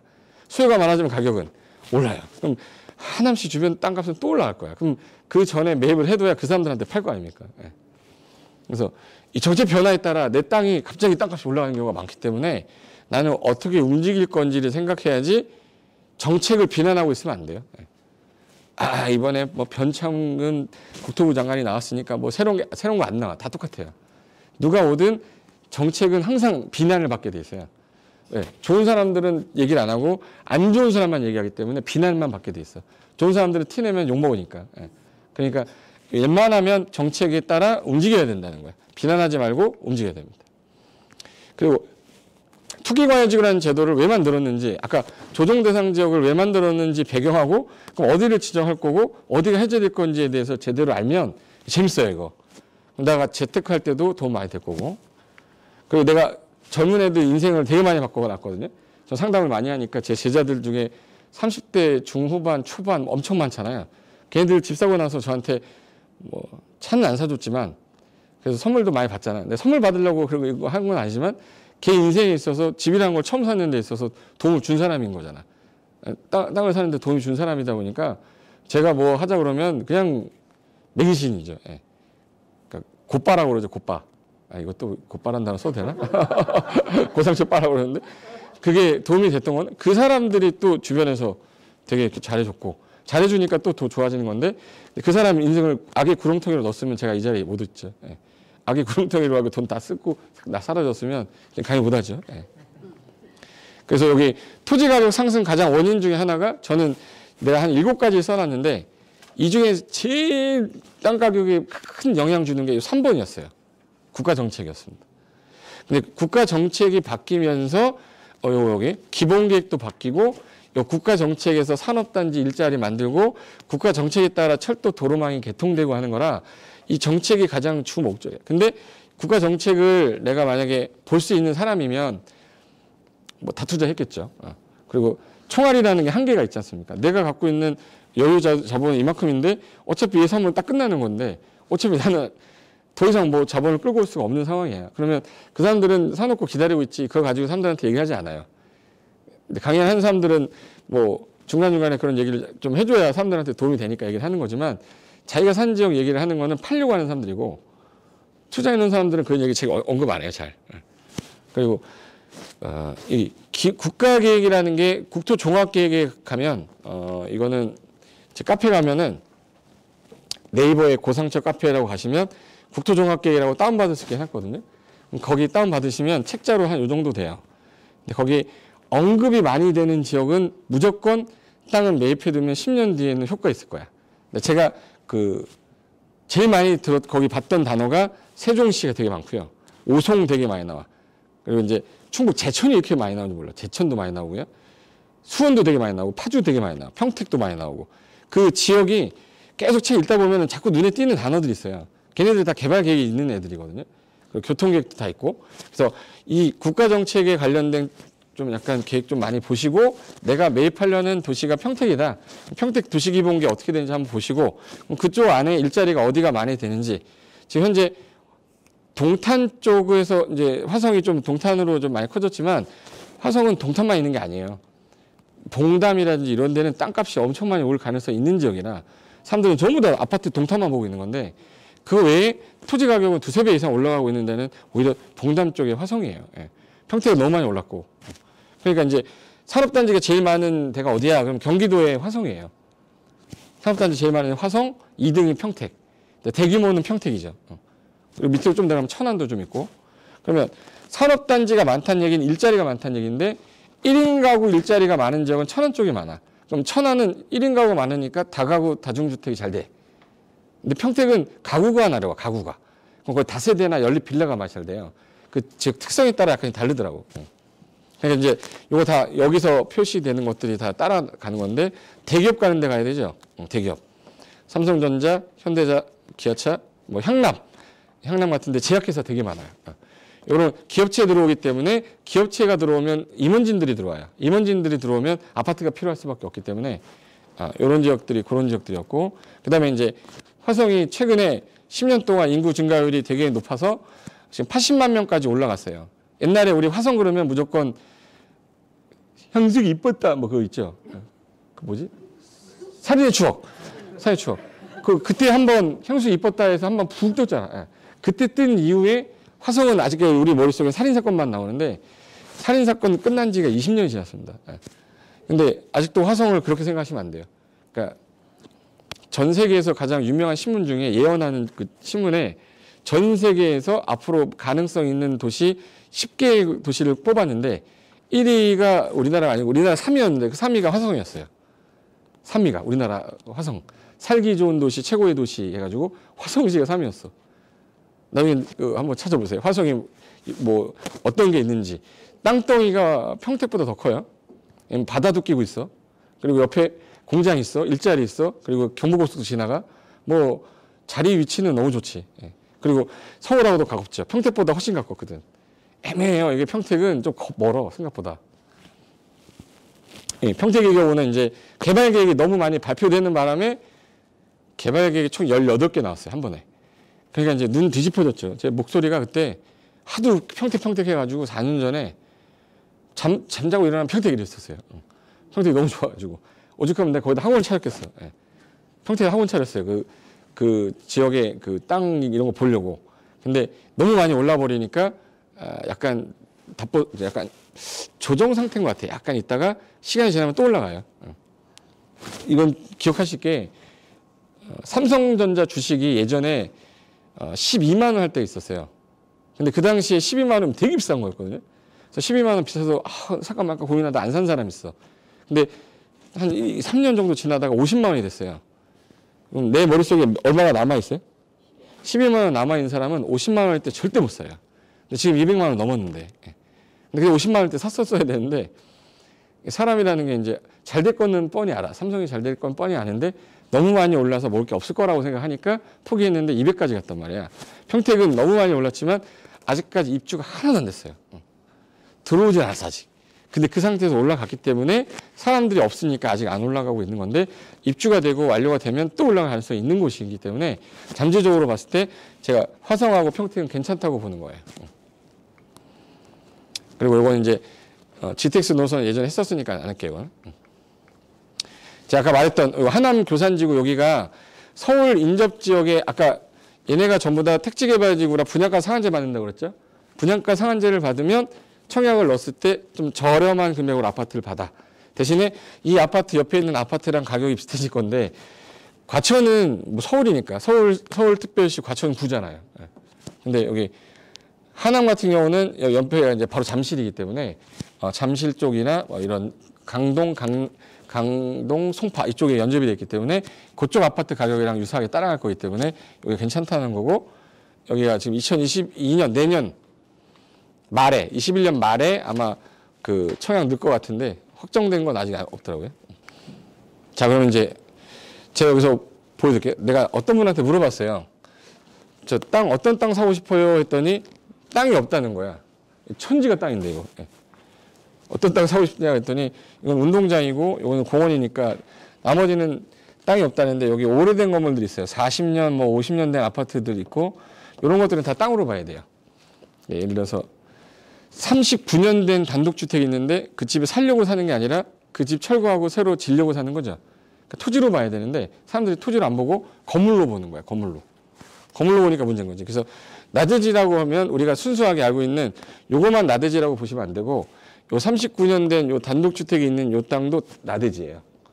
요거를 철거한 다음에 새로 어떻게 질 거냐 요거 관련된 것들에 대해서 수익률 분석할 줄 알면 이 집을 살 거냐 말 거냐가 되는데 우리는 보통 이걸 못 해요. 요거 철거한 다음에 여기다 내가 5층짜리 집 질 수 있어? 4층짜리 집 질 수 있어? 이걸 우리가 판단 못 하잖아. 근데 이거 판단할 수 있는 게 저는 이거 10분, 5분 안에 전 할 수 있거든요. 5분 안에 할 수 있어. 지금 빨리 하면 3분 안에도 할 수 있어요. 수익률까지 해서 몇 층 짓는데 얼마 들어가니까 수익 얼마다 할 수 있어. 그건 이제 빅데이터를 가지고 프로그램 쓰면 되니까. 그래서 이제 그 관련된 회사랑 제가 같이 업무를 하다 보니까 번지만 딱 알면 이제는 수익률 얼마 나오겠다 바로 하니까 혹시라도 만약에 그게 궁금하다 그러면 상담 한번 받고 싶으시면 사무실로 오시면 돼.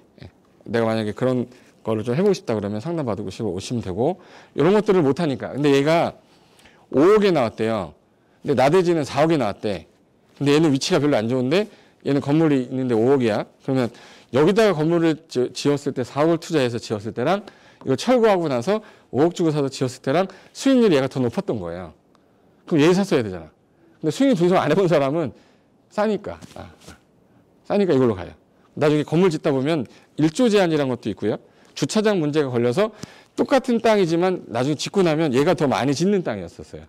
그렇기 때문에 방이 두세 개가 더 나오기 때문에 한 채당 1억에 더 붙여서 팔면 두 채가 더 나오니까 1억 정도의 프리미엄이 더 나오는 거야. 근데 그거는 지어보지 않은 사람은 모르거든. 일반인들 그걸 알고 하지 못하니까 상담을 받고 컨설팅을 받는 거지.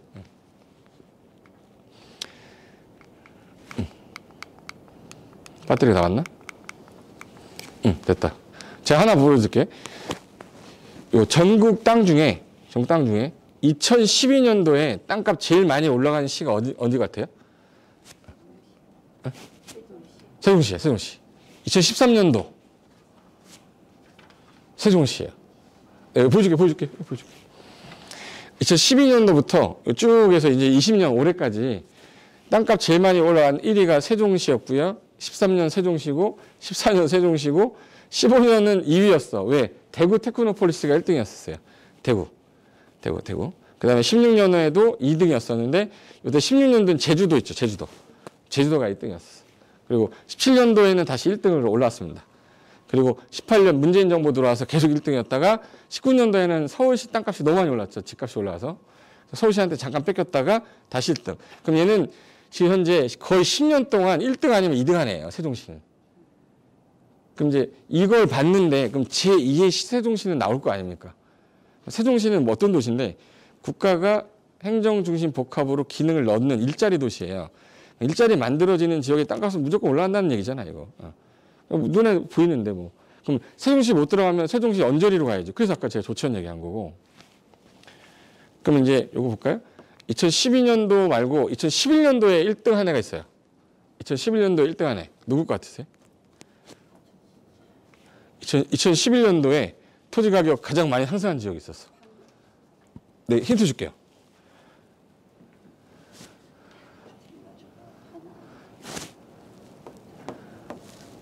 그러니까 세종시 발표되기 전에 어떤 분이 인천군이라고 그러더라고. 연천군입니다. 연천이에요. 연천군이 1등 했는지 아세요? 1등이 왜 했냐면 파주 운정 3지구 보상 풀렸어요. 파주 운정지구 보상 풀리는데 이때 풀리면서 이 사람들이 땅 보상금 받고 보상금을 대투 취득하러 가려는데 이 밑에는 토지거래 허가구역이라 취득을 못하고 허가구역이 아니었던 지역이 위에 연천이었어요. 그러니까 전부 다 일로 몰려간 거예요. 그래서 땅값이 제일 많이 올라간 게 연천이었어요. 그래서 2011년도에. 그럼 올해 보상금이 풀릴 거 아니에요. 3기 신도시. 내년도 올해 말이나 내년 초에. 그럼 이제 풀리잖아요. 그럼 이제 제일 많이 풀리는 곳이 하남하고 남양주예요. 그럼 그 돈이 다 어디로 가냐? 이제 봐야지. 보세요. 수도권 보장, 이거 보세요. 토지 보상 50조 원이 풀린다. 그럼 이 보상금 풀린 것 같고 어디로 갈 거냐? 여기 보시면 2006년에 토지 보상금 수령자의 부동산 거래했던 게 보시면 당시 사업지구 131개 보상금 받은 사람이 한 2만여 명이 되는데 그중에 이제 6조 정도 받았어요. 절반가량이 3조 2,525억을 다시 부동산 썼대. 그러니까 이번에 풀리는 돈이 50조면 25조는 거의 다시 부동산으로 들어온다는 얘기예요. 국가 현금이 나오는데 25조가 다시 현금 부동산 들어온다는 거예요. 그쪽 지역이 떨어질 수가 없지. 가만히 가고 있으면 내 땅값 올라가는 거예요. 그 주변의 토지 가격은. 그래서 토지보상금 부동산가 폭등을 부른 가장 대표적인 사례가 노무현 때. 그때 기업도시, 혁신도시 막 할 때요. 2003년, 2008년. 그리고 그때 너무 많이 올라가니까 때려잡으려고 했던 게 판교죠. 판교 신도시에다가 분양가 못 때렸어요. 상한제 때리고 전매금지 때리고 10년 전매 못하게 하고. 그때부터 걸렸던 거지. 그리고 이제 판교 개발로 풀린 보상금 30조 원에 37.8%가 다시 부동산으로 유입됐다. 그래서 노무현 정부 때 서울 아파트 가격 상승률이 올라갔던 게 여기 있는 거 받아서 다 서울 아파트 한 거예요. 그 서울 집값 잡을 수가 없었던 거지. 그러다가 2008년에 서브프라임 모기지 오면서 중간에 이제 확 죽어버린 거지. 그게 없었으면 서울 집값 또 올랐을 거예요. 그래서 올해 이제 그 지역 내에서 제가 아까 산업단지가 어디가 제일 많냐 보여줄 건데 강원도 보시면 거의 없죠. 여기는 탄광밖에 없어요. 근데 여기 보시면 일자리 거의 다 여기 산업단지 다 여기 있어요. 여기 아니면 여기. 그러니까 이제 부산 경상도권 사람들이 서울 올 일이 없는 거야. 전라도는 별로 없죠. 그래서 전라도 사람들이 전부 다 인천 경기 와 있고 서울 와 있는 거예요.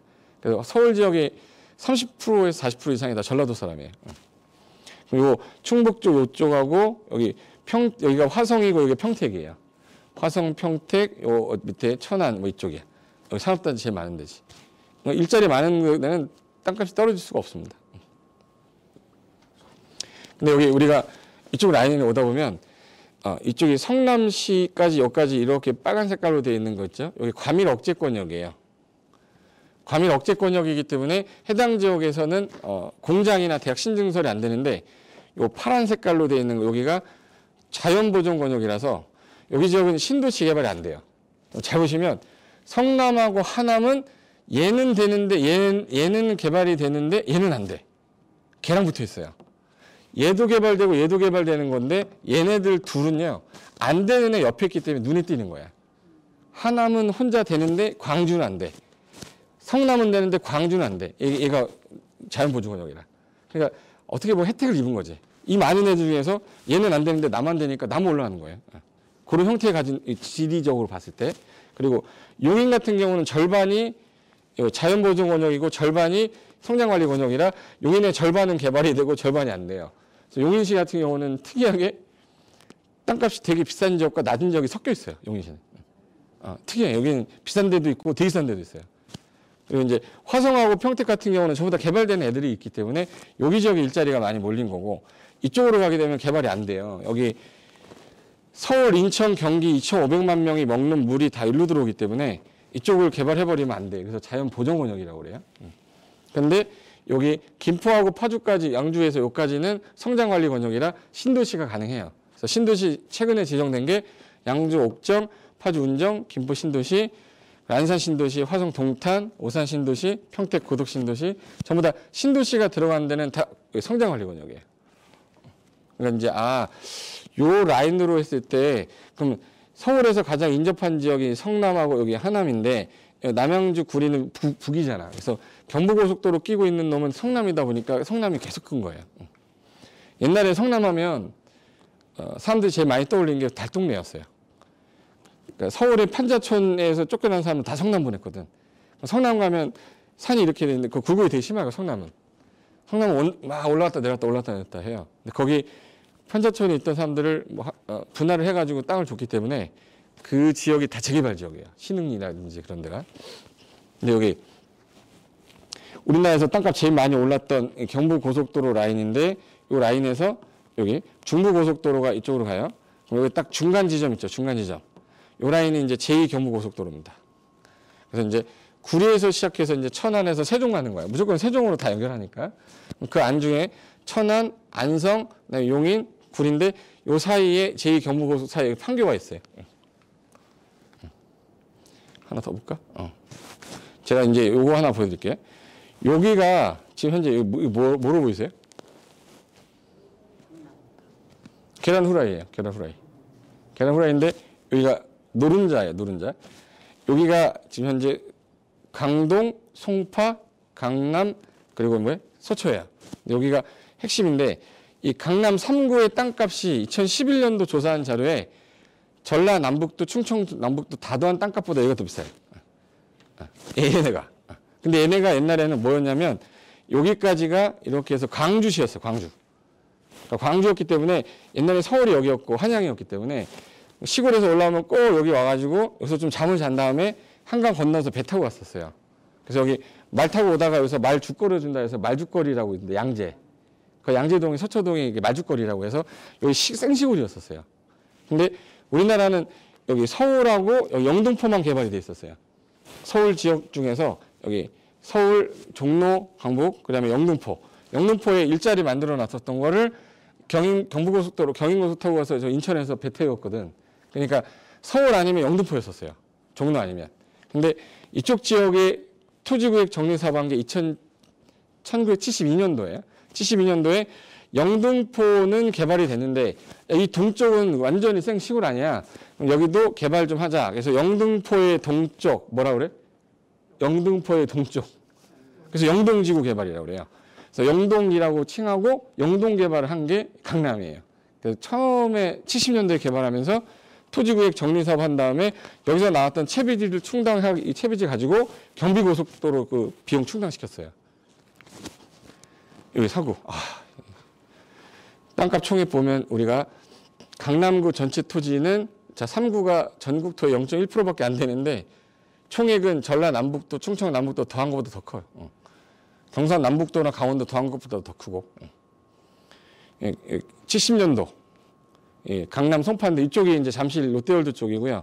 여기가 이제 그 무역센터. 보실래요? 시골 소녀 명란이 자충우돌 서울살이 해가지고 이게 이제 옛날에 교과서인데 영동에서 전화 왔다고 얘 영동에서 오네요. 시골에서 오는 거지. 근데 요즘 영동에 산다 그러면 오 그러잖아요. 이때 평당 가격이 200원인가 그랬는데 평당 가격 200원인가 그랬는데 지금 3억 넘었죠? 삼성동은 지금 3억 넘었잖아. 이게 영동 신시가지 개발할 때인데 요거 보실까? 이때 당시 공무원 월급이 1만 원이었는데 60년대만 쌀한가마니가 5,000원이면은 파고다 담배가 50원이에요. 근데 땅값이 평당 200원이었어. 근데 지금 평당 삼성동 같은 게 3억이 넘었어요. 쉽게 말하면 요거 짜장면이 100원일 때 지금 짜장면이 5,000원이니까 50배 올랐잖아요. 50배 올랐는데 여기 200원이었는데 2004년도에 1억 넘었고 2020년에 3억 됐어요. 그러면 50만 배가 아니라 지금 150만 배지. 그러니까 물가 50배 오를 때 여기 땅값은 150만 배 올랐어요. 150만 배. 2배만 올라도 좋겠는데 그게 아니라 150만 배야. 우리 아버지 이때 여기 있는 땅 사놨어야 되는데. 그래서 옛날에는 여기 성동구였거든요. 여기가 성동구 광주였는데 광주였다가 성동구로 편입시켰다가 72년도에 분할하면서 강동, 송파, 강남, 서초 된 거죠. 이렇게 된 거고. 그래서 여기 인구 제일 많은 데가 어디예요? 인구 제일 많은 구가 어딘 것 같아요? 송파구예요. 송파구 인구가 80만이거든요. 아까 화성시 인구 얼마라고 그랬지? 80만이에요. 화성시가 땅 이만하면 송파구 이만해. 그럼 땅값이 어디에 비싸야 돼? 송파구죠. 예. 수요가 많고, 근데 아파트가 많다 보니까 아파트 가격이 제일 비싸요. 강남은 상업지역이다 보니까 약간 상업지역 때문에 그렇고, 땅값 제일 비싼데 송파 1등, 강서, 그 다음에 노원, 강동, 강남, 서초 이렇게 인구가 많은데 인구 제일 적은 데가 어디예요? 금천. 아파트 가격 제일 싼 데 어디예요? 금천이에요. 예. 금천은 경기도인 줄 알았어 나. 과천이 서울 인출인 줄 알았어 나. 예. 그럼 여기 바로 밑에 여기 뭐 있냐면 이쪽이 과천이고 이쪽이 판교잖아요. 근데 과천 같은 경우는 진입하는 게 넘어와서 들어오자마자 서초 강남인데 판교는 들어와서 이제 송파 강남 쪽이잖아요. 근데 과천 같은 경우는 몰입형이에요. 이렇게 산으로 둘러싸여 있는 형태이기 때문에 확장 가능성이 없어 버려. 그러니까 얘는 대규모의 개발을 할 수가 없어요. 그러다 보니까 한계가 있는데 하나의 구로 봐도 되는데 판교 같은 경우는 확장성이 있단 말이에요. 고속도로 끼고 있기 때문에. 그래서 판단한다 그러면 저는 판교 쪽이 더 낫다고 보는 거고. 제2의 강남이 될 곳을 만든다고 했던 게 과천이었어요? 판교였어요? 판교지. 정책적으로 봐도 판교에다가 다 일자리도 다 몰아놨고 대한민국의 모든 일자리를 같이 갖고 있는 데가 판교인데. 강남권의 아파트 가격이 얘가 아까 2배였었어. 17년도만 해도 2배였지 평당 가격이. 지금 20년 왔을 때는 2.7배 정도 돼요. 그럼 2.7배 정도 되면 강남에 땅 사놔야 되는 거야? 강북에 땅 사놔야 돼? 못 사. 비싸서. 못 사. 얘 보시면 강남 땅 보시면 이게 도로예요. 도로인데 도로 밑으로 뭐 가죠?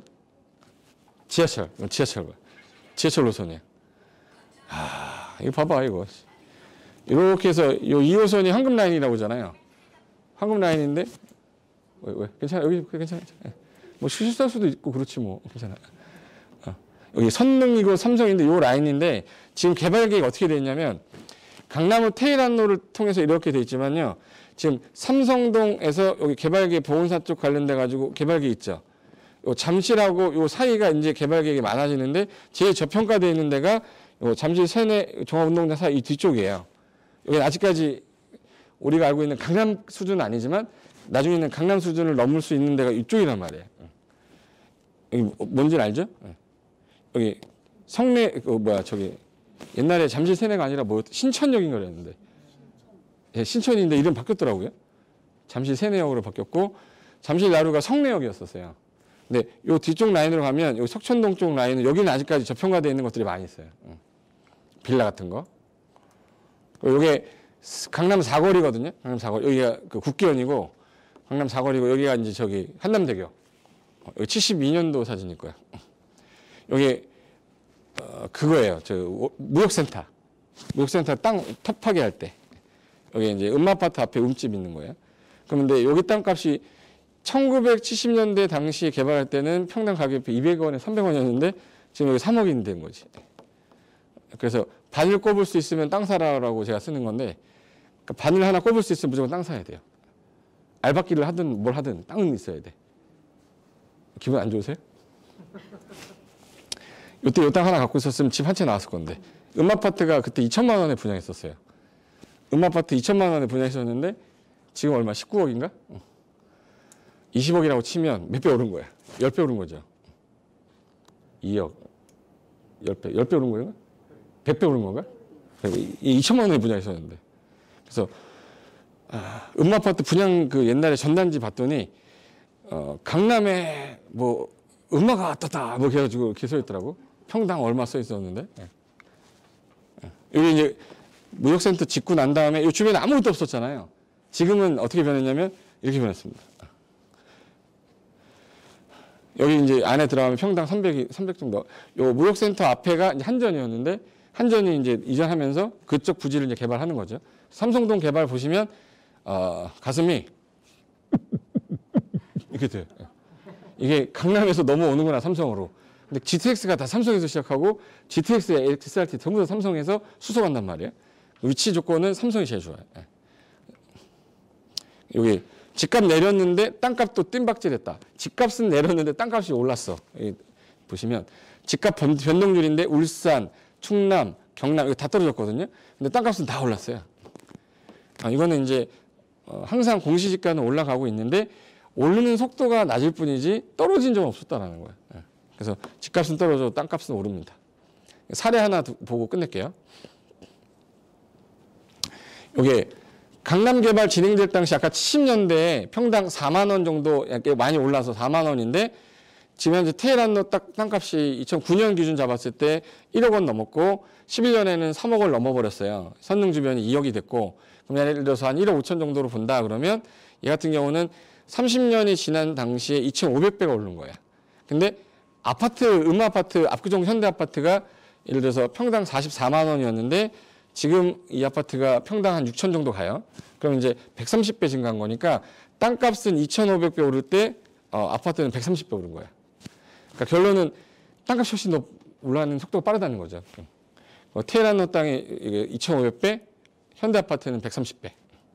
이건 이제 특정 지역으로 이제 한 거고 신문에 나왔던 건데 아파트 투자 상품 수익률을 봤을 때 10년간 봤을 때 아파트가 59%. 근데 땅 같은 경우는 그 역세권 주변을 봤을 때 6년간, 여기는 10년이 아니라 6년인데 200에서 300%예요. 얘는 3배, 얘는 0.5배. 예를 들어서 요 정도, 거기가 대표적으로 이제 평택 지역을 찍은 거예요. 안중역사. 요거는 이제 용인시에 개발되기 전에 상현동이라는 비개발지 땅인데 그때 논이었었어요. 평당 15만 원이었는데 지금 여기가 500에서 지금 500 정도, 호가가 500 정도 나오니까 30배 오른 겁니다. 근데 강남구 대치동 아파트 같은 경우는 그때 우성 아파트가 2억 6천일 때 지금 현재 15억 가니까 6배거든요.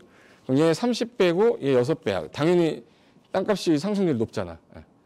근데 우리 눈에는 뭐만 보여요? 아파트만 보여요. 남들이 이렇게 얘기하면 사기꾼이라고 그래요. 땅값이 올라간 거, 솔직히 나도 이제 저 6배, 7배 정도까지는 저도 이제 기회가 돼서 올라간 적이 있었는데 그거 보고 나서는 아파트 안 보여요. 이게 한번 맛을 들이면 다른 데 못 가는 그런 거 있어요. 이게 이제 세종시는 아마 2022년까지도 완공되기 전까지도 계속 올라갈 것 같아요. 이제 세종시 보시면 집값 변동률인데 유일하게 혼자 이렇게 올라갔어요. 세종시. 세종이 왜 많이 올라갔냐? 행정수도 이전 확정, 완료시키겠다.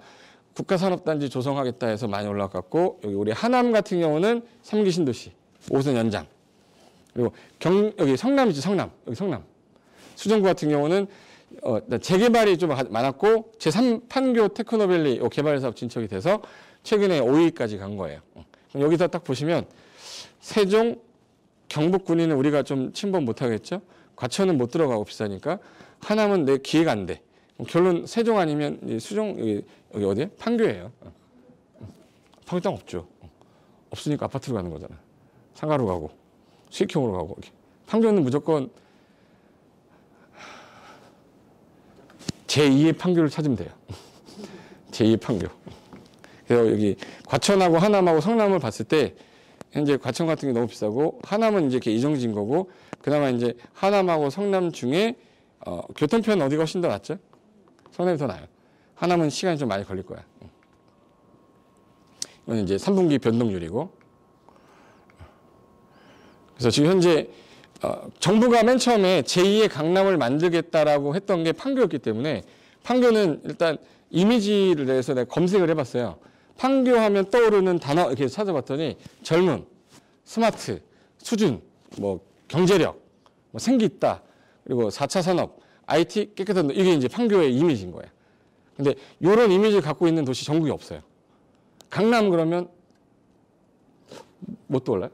강남 그러면 집값 올라가는 거 이거밖에 기억 안 나지. 뭐 복잡하다 이런 거 나오지. 젊은이 아니죠. 스마트 아니잖아. 그런 의미 없어요. 그리고 근데 단점은 서울특별시가 아니라 경기도 성남시에 있다는 거. 재산세, 종부세 이런 것들도 좀 문제가 좀 너무 많이 올라서. 신도시 중 유일하게 일자리가 제일 많은, 주택보다 일자리 수가 더 많은 도시가 판교예요. 아파트가 더 많고 일자리 조금 있는 건데 일자리 많고 아파트 적은 도시예요. 그리고 업무지구 확장되고 있고 전국적으로 이제 대안이 없으니까 맨날 과천하고 비교가 되는데, 과천은 서울이에요. 경기도라고 하면 안 돼. 그러니까 우리가 범접할 수 없는 애야. 범접할 수 있는 애로 가야 되니까 어디로 가야 돼요? 판교지. 내가 볼 때는 판교 개발 계획은 뭐 이제 많이 다른 강의에서 많이 들었을 거니까 안 할 테니까, 판교 개발 계획이랑 관련된 거 한번 그동안 우리 금토생활, 슬기로운 금토생활에 올라가 있는 거 한번 보세요. 판교 그 성남시 기본계획, 도시기본계획 보시면 판교 어떻게 만들겠다는 개발계획 다 있어요. 국가산업 중심도시로 만들겠다 해서 1판교, 2판교, 3판교인데 현재 2판교는 어떤 걸 하겠다, 3판교는 뭐 하겠다 다 써 있어요. 그래서 제일 중요한 건 얘는 일자리 만들겠다, 교통 처리 잘하겠다, 입지가 강남을 대신하는 도시 만들겠다. 이 세 가지가 키워드예요. 그게 성남시 기본계획이 있어요. 이제 교통 현황도고요. 이게 이제 기본계획에 들어있는 겁니다. 그래서 이제 요게 운정에서 시작하는 걸 GTX 뭐라고 하죠?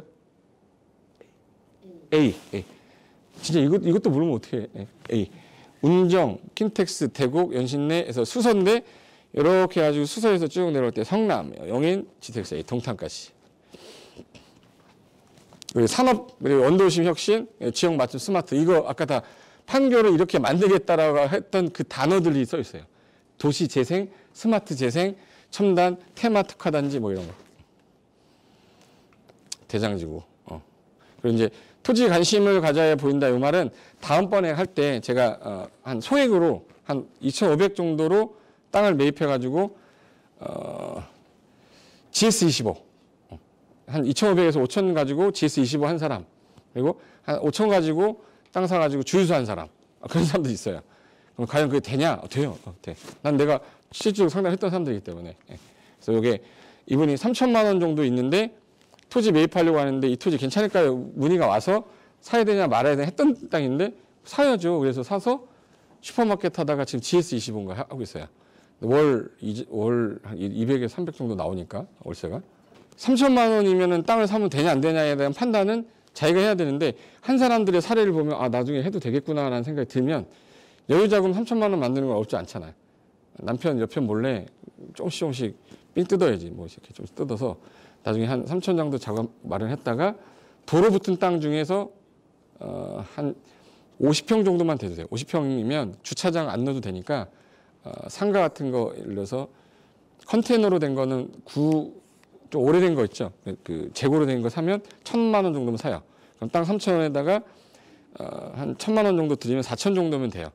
4,000 정도로 이제 일단 임시로 해놓고 그다음에 영업을 하면 얘는 대지 가격으로 받아요. 농지여도. 그러니까 농지 가격의 2배 이상을 받는 거야. 그러니까 나중에 대지 가격으로 팔 수 있기 때문에 농지를 대지화 시켜서 대파할 때는 건물을 지어놓으면 대지 가격이에요. 아파트 하다 일로 넘어오면 여기 재밌어 죽으려고, 너무 재밌어가지고 못 가요 아파트로. 일로 넘어오는 순간부터는. 근데 왜 내가 봤을 때 이 땅 되게 안 좋은 땅이었는데 그래서 한 2, 3천만 원 정도 주고 땅을 샀는데 건물 짓는데 들어간 비용이 얼마 안 들었는데 팔 때 보니까 되게 비싸게 판 거야. 그거 한번 경험한 사람은 계속 그것만 하려고 그래요. 안 해봤는 사람들은 그냥 소원한 거지. 나는 몰라. 그러니까 토지는 공부를 하지 않으면 투자 못 해요. 그러니까 누구를 통해서 절대 사시면 안 되고 내가 그래도 발품 팔면서 공부 좀 한 다음에 누구의 조언을 들었을 때 이 조언을 이해할 정도가 됐을 때 사시면 절대 토지는 실패 안 해요. 근데 대부분 누가 사라고 해서 사기니까 다 실패하는 거지. 공부 하나도 안 하고 나 네 말만 믿을게. 그 다음부터 얘는 절교예요. 걔 말 듣지 마시고 주변에 있는 사람 말 듣지 마시고 저 말도 들으시면 안 돼. 본인이 혼자 공부를 좀 더 하셔서 내가 이 정도는 볼 수 있다라는 생각이 들었을 때 토지는 매입하시는 게 맞아요. 누구 말 듣고 절대 사지 마세요. 오늘의 명언은 그겁니다. 관심 가져야 돼요. 야, 얼마 전에 내가 알기로 평택에 있는 땅인데 농지로 돼 있는데 누가 거기다가 삼성 프라자를 줬더라. 이게 전 질문이 그렇게 받았어요. 삼성 프라자를 줬대길래 그 용도 지역 생산 관리에 계획 관리 했더니 계획 관리라고 그러더라고. 그럼 옆에 가는 길에 큰 도로 아니에요? 했더니 맞대요. 큰 도로에 붙어 있는 계획 관리에 농지니까 허가가 난 거거든. 농지 전에 허가를 받아서. 근데 그거는 한참 한 2년에서 3년 정도 수익률 딱 나오면 그다음에 이제 신도시 다 만들어지면 가전제품 다 팔리잖아요. 한 번 사면은 10년 이상 가니까 이제 얘네들은 문을 닫아요. 닫고 이제 거의 식당 들어가 이렇게. 그러니까 이제 얘는 땅값 다 올려놓은 거지 이제 그 사이에. 그리고 땅 소유자는 임대해 주는 게 좋지. 삼성, LG 베스트샵 뭐 이런 애들한테 신도시 들어갈 때 그냥 임대해 주고 걔들 3년 있으면 나가요. 나간 다음에 거기다 음식점 같은 거 하면 잘 돼. 그런 것들도 있어. 녹지대, 그린벨트. 그린벨트면 안 돼. 개발제한구역은 또 건축하려면 5년 이상 거주해야 돼요. 5년 이상 거주한 자로 지목이 되었던 자가 건축할 수 있다고 돼 있어. 그러니까 땅에 대해서 공부를 안 하면 나는 샀는데 안 된다는 거야. 그럼 공부가 안 된 상태에서는 몰랐다는 거지. 그래서 쌌구나. 얘는 비싼데 얘는 왜 싸지? 비싼 게 좋으니까 비싼 거예요. 싼 거는 쓰레기니까 싼 거야. 그냥 땅값이 싼데 나한테 뭐 좋은 땅이라면 소개가 오면 쓰레기가 왔구나 생각하셔야 돼. 내가 잔반 처리하러 받은 거야. 절대 좋은 땅은 나한테 안 와요. 내가 찾아다니거나 하지 않으면 안 나오는데 뭐 너무 좋은 땅이 나왔다는데 소개시켜 절대 그런 거 사면 안 되는. 나 그런 상담을 제가 몇천 번 했을 거 아니야. 보자마자 그 친구랑 연락도 하지 마시라고 이렇게. 절교하시라고. 그 전화번호 주시라고 빨리. 스팸 걸어버리려고. 왜? 그 사람한테 걸리면 나는 끝나는 거야 내 인생. 그리고 걔는 친구 차단이에요. 강남역 역삼동 몇 번 출구 딱 듣자마자 100%야. 지우세요. 그렇게 해서. 그 친구 거의 끌려간 거야 지금. 끌려가서 자기도 땅 사고 너도 땅 사 이렇게 해놨을 거예요. 그런 사람들한테 걸리면 진짜 내가 어떻게 모은 돈인데 그걸 날리는 사람들 내가 너무 많이 상담하면서 눈물 흘리는 분도 봤고 그 종잣돈이라고 막 이렇게 꼬깃꼬깃 모아놨던 돈을 거기다 확 박아버린 거잖아. 그런 사람들은 한꺼번에 당하는 거거든요. 귀가 이렇게 얇아가지고 어떻게 넘어가는 사람이 있어요. 근데 그런 거 안 하려면 공부 조금만 하면 돼요. 내 집 마련 우리 연구소 가면 기초 강의 같은 것도 좀 있고 하니까 그런 데 따라가시면서 공부 좀 하시고 그다음에 어느 정도 시점이 되면 경매 물건도 한번 받아보고 시점 되면 아파트도 매입 한번 해보시고 이렇게 바꿔보시고 기존에 해왔던 거를 좀 약간 변형하시면 돼. 어차피 부동산 투자는 해오셨을 거 아니에요. 근데 내가 좀 알고 한 거랑 모르고 한 거랑 차이점이 되게 크다는 거야. 저는 알고 하고자 했던 건 아니지만 일이 이 일이니까 무조건 알게 된 거죠. 하다 보니까 야 이거 큰일 날 뻔했네 막 이런 게 보이니까 공부하면 아는 만큼 보인다고. 내가 요 정도 공부하면 요만큼만 보이고요. 요 정도 공부하면 요만큼만 보여. 근데 많이 보이니까 약간 위험스러운 건 안 건드리게 돼 있거든요. 그런 것들은 충분히 제가 볼 때는 공부를 통해서 가능하니까. 저기 아파트가 지금 무지 올라가서 무조건 지금 살아가는데 3년 후에 이제 폭락장이 온다는 것들이 정화. 그걸 지금 지역마다 나 다를 것 같아. 그 지역이 어디냐에 따라 다를 것 같은데 옛날에 풍랑이 됐던 데가 용인이 풍랑이 됐잖아.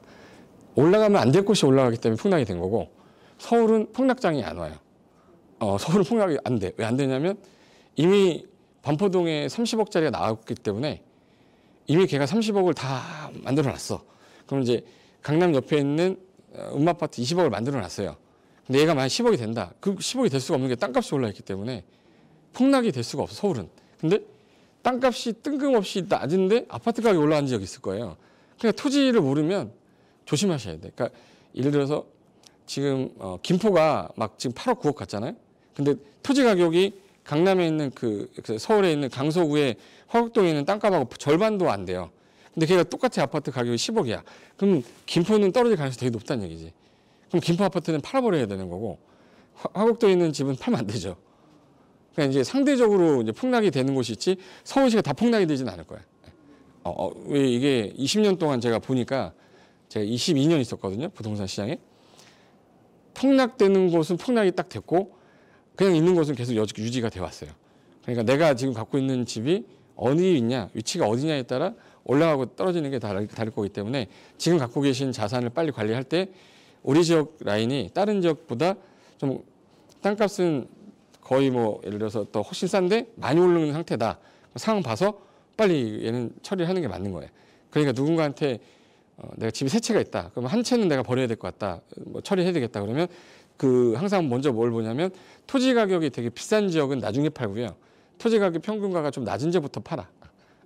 왜 그러냐면 토지 가격은 꾸준히 올라가는데 많이 이미 올라간 애들 얘 따라오려면 한참 걸리기 때문에 어떤 분들은 왜 아파트 얘기하는데 토지 얘기하냐 그러는데 전문가들은 전부 다 토지 얘기하고 있어요.